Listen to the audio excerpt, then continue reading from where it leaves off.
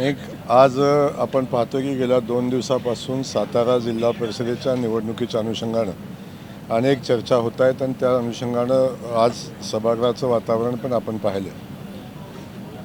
पहिल्यांदा मी सातारा जिल्हा परिषदेच्या निवडणुकीची पार्श्वभूमी सांगत असताना सातारा जिल्हा परिषदेची निवडणूक चालू झाली, सकाळी 10:30 वाजता सन्माननीय कलेक्टर महोदयांनी जिल्हा परिषदेच्या प्रिमायसेसमध्ये कर्मचारी आणि जिल्हा परिषद सदस्य सोडून कुणालाही येता येणार नाही अशा पद्धतीच्या सूचना दिलेल्या होत्या। तशा पद्धतीनं पोलिसांनी गेट बंद केलेलं होतं। तो सदरचं गेट पोलिसांचं जे गेट आहे ते सन्माननीय पालकमंत्री महोदय त्या ठिकाणी पोचले आणि पोलिसांना शिवीगाळ केली। शिवीगाळ करून ते गेट उघडलं आणि शेकडो कार्यकर्ते आज जिल्हा परिषदेमध्ये गेले आणि गेल्यापासून पोलिसांना शिवीगाळ करणं, अधिकाऱ्यांना शिवीगाळ करणं, इलेक्शन तर 11 वाजता फॉर्म भरायचं, 11:30ला भरायचं होतं, पण 10 वाजल्यापासून हे सगळं चालू होतं। पहिला विषय आहे की या परिस्थितीमध्ये जिल्हा परिषदेमध्ये पालकमंत्री महोदयांनी जिल्हा अध्यक्षाच्या निवडणुकीला जाणं अपेक्षितच नाही। ते निवडणुकीला का गेले हा पहिला विषय आहे। पहिलं इलेक्शनमध्ये कायद्याचं सांभाळायची जबाबदारी सरकारचे जबाबदार मंत्री म्हणून त्यांचीच आहे, पण जिल्हा परिषदेचं गेट जबरदस्तीनं उघडायला लावून कार्यकर्त्यांना आत का घुसवलं हाही या दृष्टीने प्रश्न आहे। आणि त्यासोबत आपण बघतो की या सगळ्या घडामोडीवर चर्चा होत असताना जिल्हा परिषद निवडणुकीमध्ये कायदा सुव्यवस्थेचा प्रश्न निर्माण करण्याचं काम माननीय पालकमंत्री महोदयांनी केलं। जेव्हा हजारो कार्यकर्ते जिल्हा परिषदेमध्ये घुसतात तेव्हा निवडणूक कशी पुढे जाणार आहे हाही विचार या निमित्तानं करणं आवश्यक होतं। सदस्य घेऊन येत असताना ते सांगतात शेवटी एक आहे की गुन्हा दाखल झाला। सातत्यानं भारतीय जनता पक्षावर आरोप करण्याचा प्रयत्न केला की भारतीय जनता पक्षानं गुन्हा दाखल केला। मी पुन्हा पुन्हा सांगण्याचा प्रयत्न हाच करतोय की राष्ट्रवादीचा जिल्हा परिषद सदस्य तो जो सदस्य आहे त्याचं अपहरण झालं किंवा त्याला जबरदस्तीनं बांधून ठेवलं, या पद्धतीची तक्रार पहिल्यांदा त्यांचा चिरंजीव विकास म्हणून त्यांचा चिरंजीव आहे त्यानंच ती केली। भारतीय जनता पक्षाचा संबंध नव्हता आणि ती पहिल्यांदा अर्ज केला। अर्ज केल्यानंतर पोलिसांनी त्या सदस्यांना ज्या ठिकाणी सांगितलं त्या ठिकाणी जाऊन शोधण्याचा प्रयत्न केला, तिथून त्यांनी सदस्य गायब केले। ही वस्तुस्थिती मी सांगण्याची आवश्यकता नाही, ती वस्तुस्थिती दिसते ती सांगतोय मी।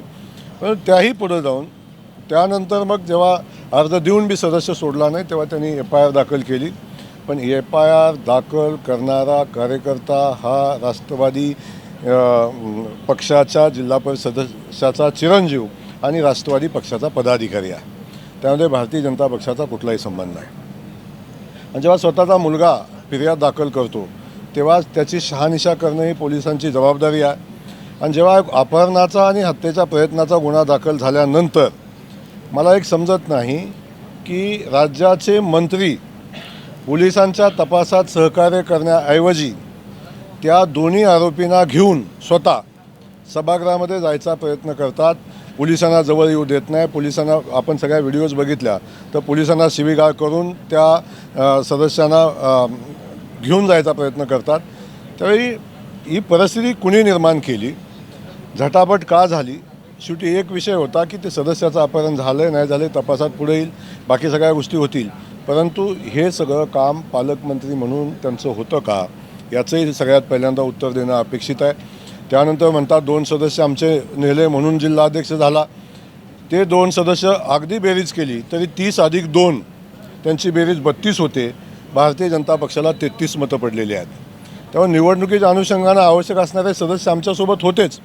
अनेक विषय बोलण्यासारखे आहेत, परंतु मी सांगतो की हा सगळा जो कांगावा केलेला आहे तो जाणीवपूर्वक मारहाण झाल्याचा कांगावा जाणीवपूर्वक करण्याचा प्रयत्न केला जातो आहे, हे काही वस्तुस्थितीला धरून नाही। वस्तुस्थिती जे काय व्हिडिओ शूटिंग तिथं झालेलं आहे त्याच्यामध्ये येईल, जिल्हा परिषदेमध्ये CCTV कॅमेरा असतील तर त्याच्यामध्ये येईल।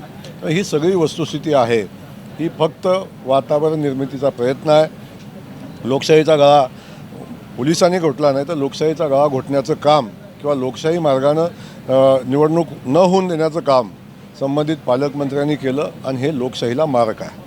एकनाथ शिंदेंच्या दालनात बैठक झाली त्यांच्या मंत्र्यांची. त्यांच्या मंत्र्यांचं असं म्हणणं आहे की सातत्याने आमची गळचेपी केली जाते, त्यामुळे आम्ही राजीनामा दिलेलाच बरा.